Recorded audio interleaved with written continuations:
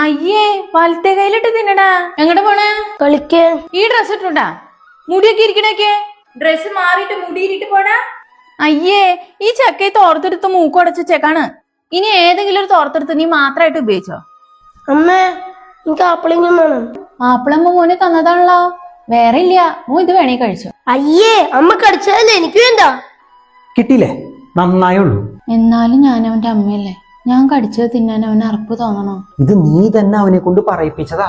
അവൻ ചെയ്ത തെറ്റുകൾ ഞാൻ ചൂണ്ടി കാണിച്ചെന്നല്ലേ ഉള്ളൂ ഏട്ടാ. ശരിയായിരിക്കാം, പക്ഷെ നിന്റെ സംസാരത്തിന്റെ ശൈലി അതിന് യോജിച്ചല്ലായിരുന്നു. വൃത്തിയും വെടുപ്പൊന്നും വേണ്ടെന്നല്ല, പക്ഷെ ബന്ധങ്ങൾക്കനുസരിച്ച് അത് കുറച്ചെങ്കിലും വേർതിരിച്ചില്ലെങ്കിൽ അത് നമുക്ക് തന്നെ ദോഷം ചെയ്യും. എൻ്റെ അമ്മ കടിച്ചൊരു പേരയ്ക്ക് അവന് കൊടുത്തപ്പോ നീ അത് വാങ്ങിക്കളഞ്ഞു. സ്വന്തം ശരീരത്തെ 2 കൈകളെ തന്നെ വേർതിരിക്കാനാ നീ അവനെ പഠിപ്പിച്ചു. ഈ വലത് കൈ എന്തെങ്കിലും കാരണത്താൽ ഉപയോഗിക്കാൻ പറ്റാത്ത അവസ്ഥ വന്നാ നീ ചിന്തിച്ചണ്ടോ? നമ്മുടെ കുട്ടികളാണെങ്കിൽ പോലും പൂർണ്ണമായി നമ്മളെ അനുസരിക്കാനും നമുക്ക് അനുസരിപ്പിക്കാനും കഴിയുന്ന പ്രായമാണിത്. കുറച്ച് കഴിഞ്ഞാൽ അവരവരുടെ ഇഷ്ടങ്ങളായി.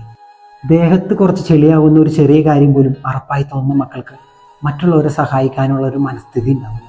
ഒരാൾ വീണ് കിടക്കുകയാണെങ്കിൽ തന്നെ സഹായിച്ചാൽ അവൻ്റെ ദേഹത്ത് ചെളിയാകും എന്നേ ആദ്യം ചിന്തിക്കൂ. വൃത്തിയായി കഴുകിയ കയ്യിലഴുക്ക് പോയേക്കാം, പക്ഷെ മനസ്സിലഴുക്കായ പോവാൻ പാടാ. വയസ്സായ തേക്കുന്ന കുഴമ്പിൻ്റെ മണോ കിടപ്പായ പരിചരിക്കാനോ നമ്മുടെ മക്കൾക്ക് ഒരർപ്പം തോന്നരുത്.